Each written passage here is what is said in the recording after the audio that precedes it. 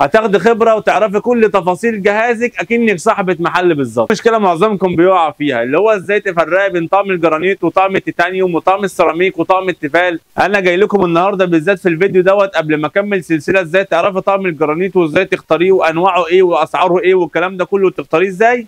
حبيت اعرفكم الاول ازاي تفرقي او ازاي تعرفي طقم الجرانيت وطقم السيراميك وطقم التيفال وطقم التيتانيوم ازاي تعرفيهم اصلا، لان معظم الناس ما يعرفوش يعني ايه جرانيت ولا تيفال ولا سيراميك ولا الكلام ده. ممكن يكونوا ما شافوهمش في حياتهم او شافوهم بس مش عارفين انهي واحد الجرانيت وانهي واحد السيراميك. تعالوا بالراحه كده اوضح لكم كل التفاصيل وكل المعلومات الخاصه بكل اللطقم ديت. فكفايه بقى، تعالوا يلا نبدا الفيديو. ما تنسوش تعملوا اشتراك في القناه وتعملوا لايك للفيديو عشان تشوفوا كل جديد، ويلا بينا نعرف التفاصيل. في البدايه انا جبت لكم قطعه من كل طقم، سيراميك، جرانيت، تيفال، تيتانيوم ولون تاني من السيراميك. تعالوا نبدا كده باشهر حاجه وهو الجرانيت. شايفين ده شكله اهو، شايفين النقط اللي بيبقى فيه نقط بيضه كده ومنقط، وتفتحي الحله تلاقيها برده كلها نقط من جوه بيضه كده، والشكل بتاعها اهو شايفين ده الشكل بتاعها.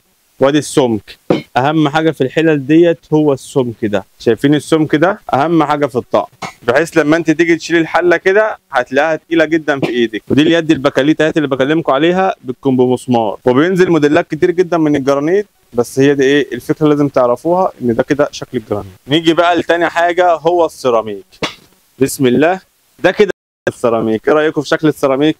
تعرفي السيراميك بقى بالموضوع ده اهو، هو لونه كده يعني اوف وايت، ما فيهوش اي نقط ولا في اي حاجه، هو بالشكل ده. طيب انا كنت عند البياع ولقيته بيوري لي السيراميك باللون ده، هو كده بيضحك عليا ولا ايه؟ لا، هو ده لون تاني من السيراميك برضه. زي ما انتم شايفين كده اللون دوت كده اللي هو يعتبر ايه، قلب على بني شويه، داخل على اسمر شويه، هو ده اللون التاني من لون السيراميك. يعني سواء الاوف وايت او اللون دوت الاثنين سيراميك. نخش على التيفال بقى.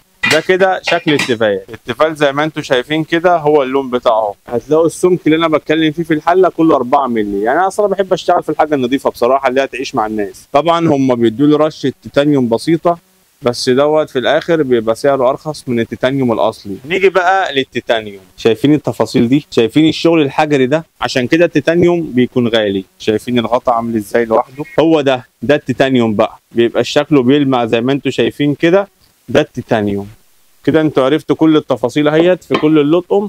هوضحها لكم تاني بسرعه اهوت للي ما تعرفش طقم السيراميك والجرانيت والتيفال والتيتانيوم بيبقى عامل ازاي. نيجي بقى نعيد عليهم تاني من البدايه كده اهو. ده كده منقط يبقى جرانيت، ده كده هو ساده اوف وايت او قلب على بني شويه يبقى سيراميك، الاسود الكاتم ده بيبقى تيفال، الاسود اللامع بالشكل دوت يبقى تيتانيوم. كده كل التفاصيل والتكات شفناها. اكيد دلوقتي الرؤيه وضحت قدامكم، وضحت لكم كده كل اللطقم بصوره بسيطه، سواء الجرانيت سواء السيراميك سواء التيفال سواء التيتانيوم، وعرفتكم الفروقات وازاي تعرفوا كل واحد فيهم. ومن بعد ما وضحت لكم المعلومات ديت اظن كده اكمل ازاي تختار اللطقم ديت بقى بكل تفاصيلها في الفيديوهات اللي جايه. احنا بدانا بطقم الاستانلس، للي ما شافش الفيديو بتاع طقم الاستانلس وازاي تختاريه وانواعه واسعاره هسيب لكم اللينك بتاعه تحت في الديسكربشن. وان شاء الله انتظر الفيديو اللي بعد ده على طول، ازاي تختاري طقم الجرانيت وازاي تعرفي انواع طقم الجرانيت وعيوبه ومميزاته وانواعه واسعاره والكلام ده كله. كل التفاصيل عن طقم الجرانيت هتنزلي تشتري طقم الجرانيت من اي حد، مش شرط من عندي، وانت مطمنه وعارفه انت بتختار ايه وبتشتري ايه بالظبط. فلذلك اعملي لايك للفيديو واعملي اشتراك في القناه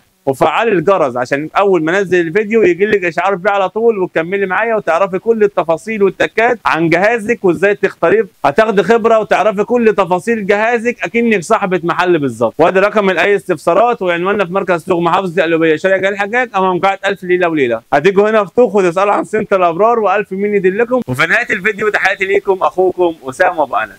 سلام.